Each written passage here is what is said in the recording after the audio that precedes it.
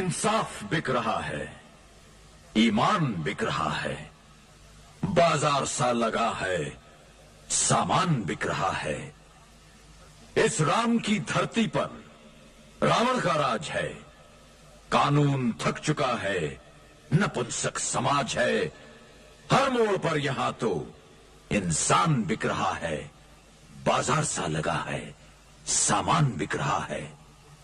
नोटों के नाम पर, कहीं वोटों के नाम पर, तीर्थों के नाम पर, कहीं धर्मों के नाम पर लग रही है बोलियां।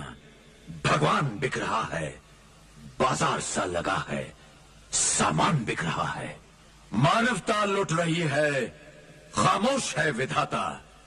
धरती पर बढ़ते पापों को मिटाने जन्म क्यों नहीं लेता कोई मृत्युदाता, मृत्युदाता।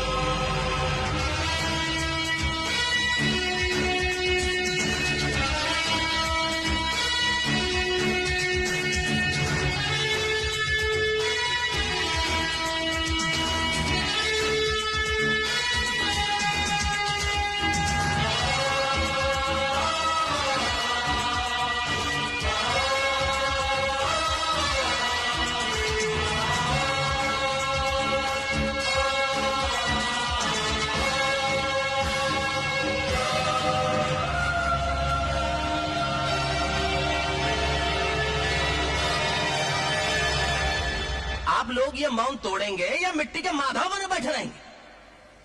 देखिए, ये मीटिंग हमने एक दूसरे के दर्शन के लिए नहीं बुलाई, बल्कि पार्टी के मार्गदर्शन के लिए बुलाई। चुनाव सर पर है, पार्टी को अपना घोषणा पत्र बनाना है, और आप सब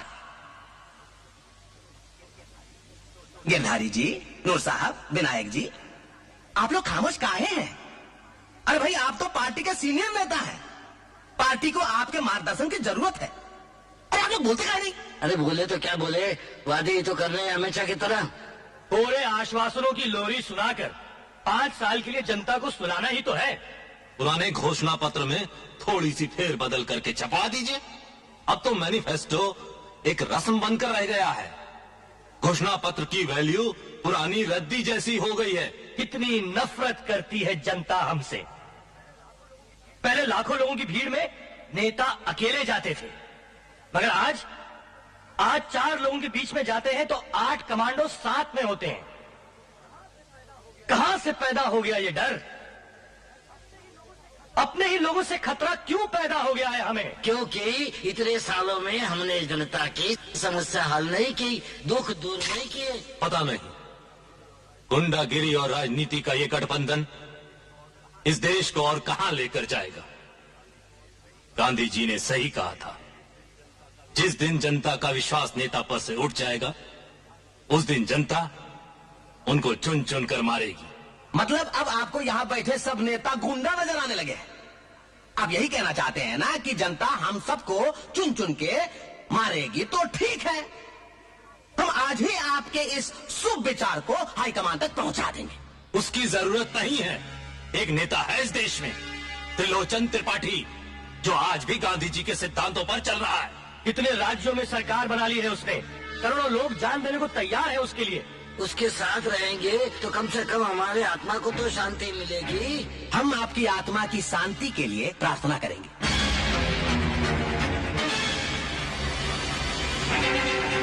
खामोश कर दी हमने वो आवाजें जो तुम्हारे खिलाफ उठी थी। अरे राणा, तूने ये क्या गड़बड़ कर दी? अरे मैंने तो तुझे इन्हें सबक सिखाने के लिए फोन कराया था और तूने तो इन्हें ठाका। बूढ़े दिमाग सबक भूल जाते हैं मोहनलाल जी, इसीलिए राणा तुंगा ने इन्हें स्कूल से ही निकाल दिया है। अगर जनता को इनकी मौत का कारण क्या बताऊंगा? इन लाशों का क्या करूंगा? अरे तुम जानते नहीं, ये गांधी जी के जमाने के खड़ूस थे।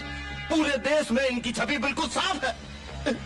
मेरा पॉलिटिकल करियर तो और फलेगा फूलेगा। इनकी मौत पर आंसू बहाना, इन्हें अपना आदर्श बताना, इनके हथियारों को पकड़ने की कस्में खाना और एक कमीशन भी बैठाना। रही बात लाशों की, तो कल सुबह के अखबार में छपवा दो कि देश के 3 महान नेता आतंकवादियों के बम का शिकार हो गए। सुन लिए धमाके, देख ली सच्चे नेताओं की मौत। नाम लिया जा रहा है आतंकवादियों का, लेकिन ये तीनों आज की गंदी राजनीति का शिकार हुए हैं और रास्ते से हटा दिए गए हैं। बाद में शोक सभाएं होंगी, कुछ लोग आंसू बहाएंगे, सरकार इंक्वायरी कमीशन बिठाएगी और उनके मौत के रिपोर्ट की एक फाइल तैयार होगी। और वो फाइल सरकारी गोदाम में हजारों सड़ती हुई फाइलों के साथ साथ सड़ती रहेगी। फिर कहते हैं कि त्रिलोचन त्रिपाठी कुछ भी बोलता रहता है, लेकिन सरकार के ग्रामोफोन की सुई एक ही जगह पे अटक गई है।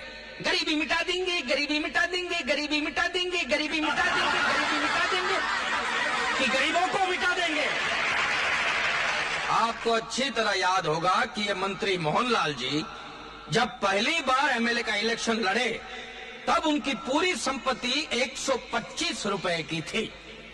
60 रुपए का कुर्ता, 40 रुपए का पजामा और 25 रुपए के चप्पल, और जेब में 4 आठाने चने कुरमुरे खाने के लिए। आज 10 साल के बाद उनकी पूरी संपत्ति 125 करोड़ रुपए की है।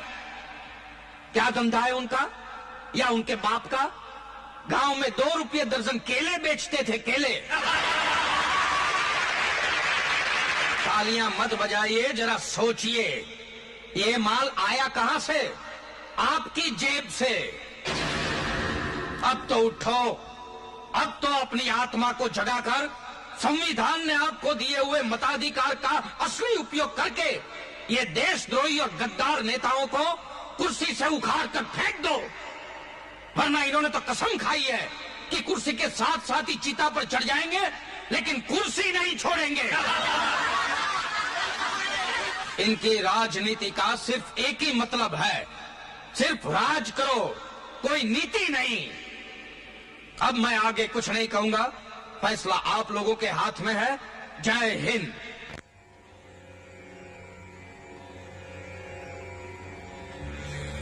ये घर है कि धर्मशाला? और बैठने के लिए पीड़ा, आए पीड़ा। नमस्कार मोहनलाल जी। आइए बैठिए। मोहनलाल जी, यहाँ पर विदेशी फर्नीचर नहीं है, जमीन पर गद्दे लगे हैं, आराम से बैठ जाइए। तो टीटी साहेब, क्या विचार किए हैं आप? इस चुनाव में कौन पार्टी के साथ गठबंधन करेगी आपकी पार्टी? जनता के साथ। त्रिलोचन त्रिपाठी साहेब उर्फ टीटी साहेब, देखिए आप मोहनलाल जी के प्रस्ताव को मजाक मत समझिए। आपका और हमारा गठबंधन केंद्र में सरकार स्थापित करके पूरे देश पे राज कर सकता है। केवल सत्ता की भूख है आप लोगों को। करोड़ों के घोटाले करने के बाद भी आप लोगों का पेट नहीं भरा कि अब देश को नोच नोच कर खोखला करने के लिए आपको हमारी मदद चाहिए। अब क्षमा कीजिए टीटी साहब, वैसे दूध के झूले तो आप भी नहीं है। अब जिन जिन राज्यों में सरकार आप लोगों की है, वहां पर भी तो राम राज्य नहीं आया। कैसे आएगा? जिस देश में तुम्हारे जैसे रावण अभी तक जिंदा है, वहां पर राम राज्य आ भी कैसे सकता है? और जिस प्रांत में हमारी सरकार है, वहां भी तुम लोगों ने हमें कहां चैन से राज करने दिया है? कोई भी बहाने पर सरकार बर्खास्त करके राष्ट्रपति शासन लाद दिया है तुम लोगों ने।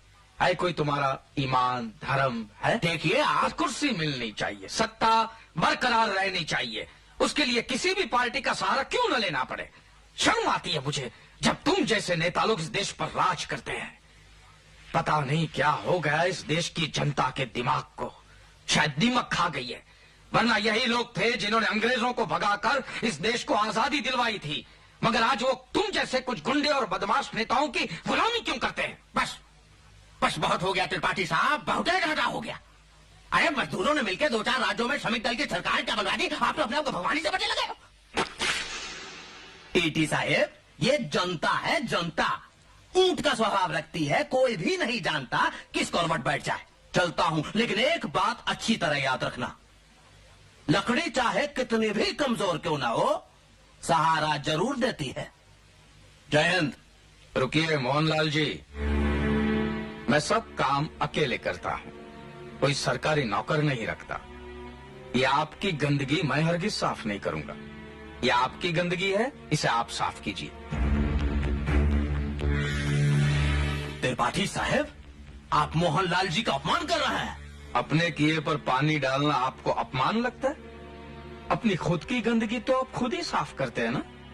या उसके लिए भी कोई सरकारी नौकर रखा है? तो फिर मुंह की गंदगी साफ करने में शर्म किस बात की? साफ कीजिए फिर जाइए।